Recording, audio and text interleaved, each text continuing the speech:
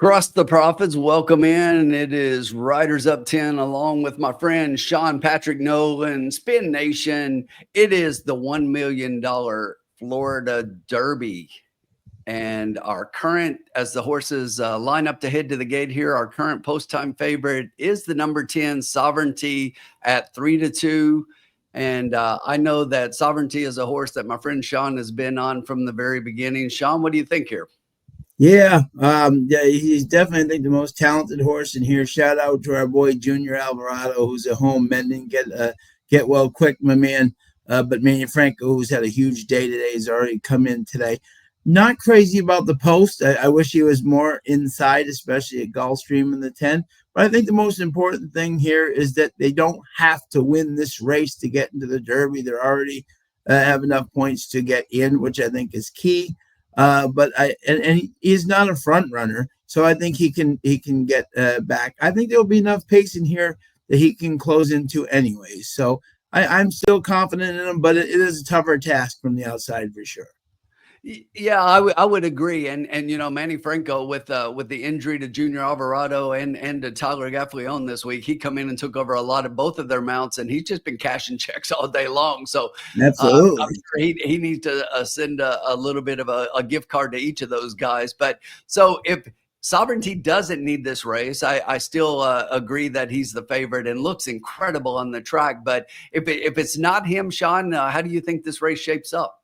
Oh, I really like Disruptor, the $1.2 million purchase. I think he'll be it'll be interesting to see. Last race, if you remember his first race, he tried to go wire to wire and got a little tired. The second race, he showed a little maturity, rated. If Manicat Road goes to the lead, I think Irad can sit off him, not with him. You know what I'm saying? And I think that will be a big move.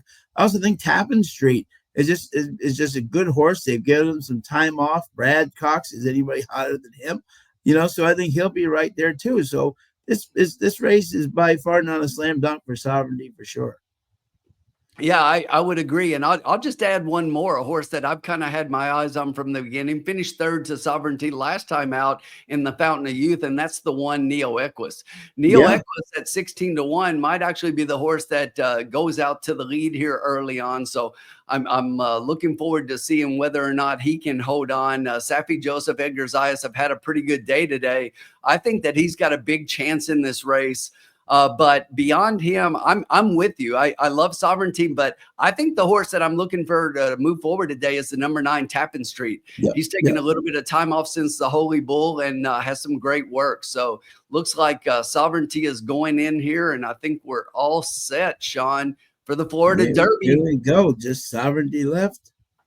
There he is. We're all in the gate. Let's just get him out safely and easily. And it is a pretty good break all across and down from the inside. It does look like that is going to be Neo Equus going out for the lead. Manicat Road is going to sit just outside that one, the Baffert trained horse. They go a little bit wide, and that opens up the field for indecisiveness to come up a little bit behind those in third. Outside in fourth right now, that is Tappan Street.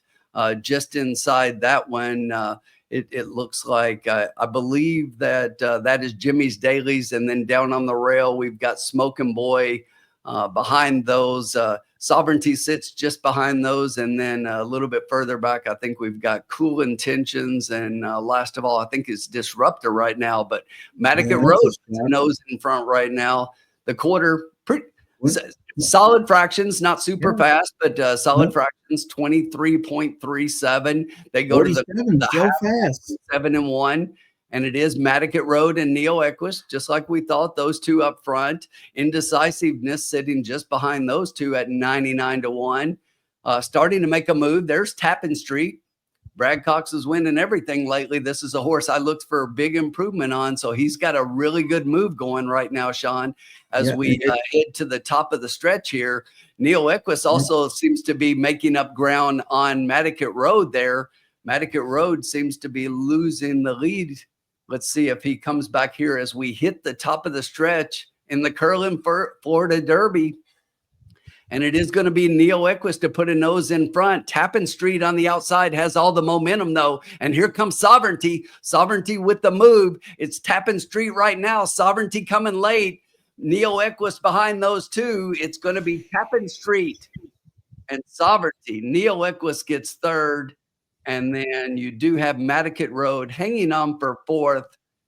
Just like I just said right before we went off, Tappan Street, Luis Saez for Brad Cox. Brad Cox is winning everything right now. Yep. And I will say this, just as you pointed out right before we went on the air, right?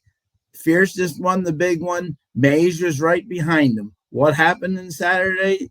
Totally two different. Mays won the race, and what do you call it? If your Sovereignty's camp, Manny Franco just gave him the perfect ride.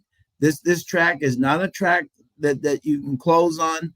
He closed very nicely, got the points, didn't have to, you know what I'm saying? He still goes to Kentucky in my mind as the horse to beat. He loves Churchill Downs. This is a race you didn't have to win if you're trying to win the Derby. You know what I'm saying? He came perfectly, came right behind. Doesn't this kind of remind you a little bit, Tim, of White Abarrio's kind of prep race before the Pegasus? You know, like you take one run, you know, make a nice run, and then we're going for the big one. You know, I think if you're Bill Mott, if you're Brad Cox, you're thrilled because Tappan Street just ran a big one. But if you're Bill Mott, and this is exactly what you wanted, if you weren't going to win, right there, he closed nicely. He'll be right there on his first day in Saturday, May. Yeah, Sean. That's exactly what I was thinking to say. Is that right here? I think Brad Cox and Bill Mott are both going to look at this race and be extremely happy. You know, that was a win-win.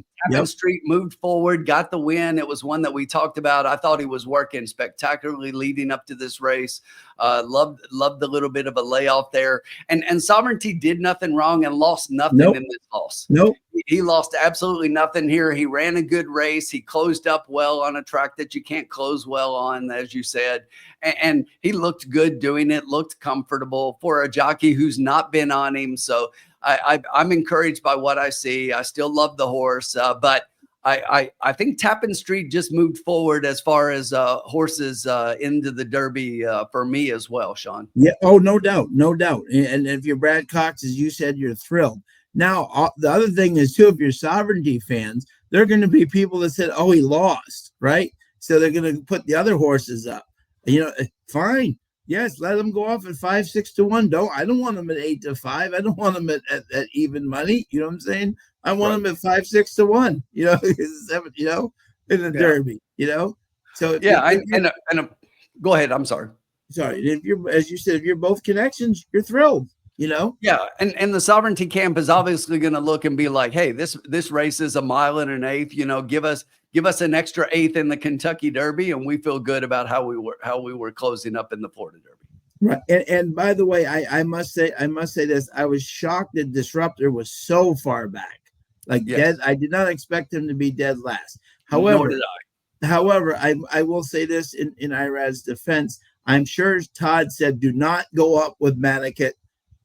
You know, with Matticat Road with him, you know, you'll have nothing left. You know what I'm saying? Right. And Matticat Road, in my opinion, is another getaway car, a great miler. I think the Pat Day Mile could be one of the best races ever this year. Like there's like 6 or 7 horses that I think would be like dynamite in a mile. That could be the best Pat Day Mile on the undercard for the Derby ever. You could have like 6, 7 stacked horses. And I think Matticat Road could be one of those horses. You know, and a lot of people aren't going to like what I'm about to say, Sean, but you know who could dominate that race and finish 1, 2, 3 on the board is Bob Baffert. Yeah, absolutely. If you look at his horses, to me, I'm not sure he's got 1 1/4 horse other than potentially Citizen Bull and Cornucopian yet to run here in a little bit. Yet to run. That will be the major question. And we'll see how that one goes. But you know, I know a lot of people are on Matticat Road, and I just don't see it. I didn't see it in the last race. I don't see it in this one, and I continue to believe that this horse does not want that distance and would benefit from going a mile. But kudos to Neo Equus here at 11 to 1 horse that I talked about right as we came on the air that I thought would move forward as well. So I love the finish here, 9, 10, and 1, pretty much the 3 I had in the top 3. We are very pleased here with the finish. I think for all connections, if you really All look. connections. This was a win-win for the first and second place horses. Clearly, I'm sure Bill Mott is smiling just as much as him, knowing that he got through the race healthy, made the move, gained major ground on a track you're not supposed to gain that much ground.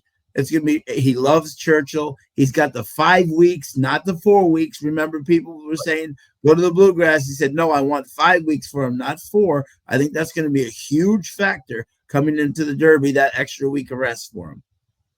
Totally agree. And there you have your payoffs. It was a decent exacta and try for what are your top two favorites really going into the race, Yeah. as far as I'm concerned, 8-5 and 2-1. Oh, So very good. excellent finish there. Sean, any final notes about what we've seen? Or?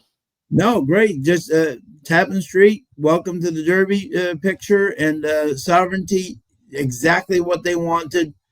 Full steam ahead to Churchill Downs he goes. There you have it.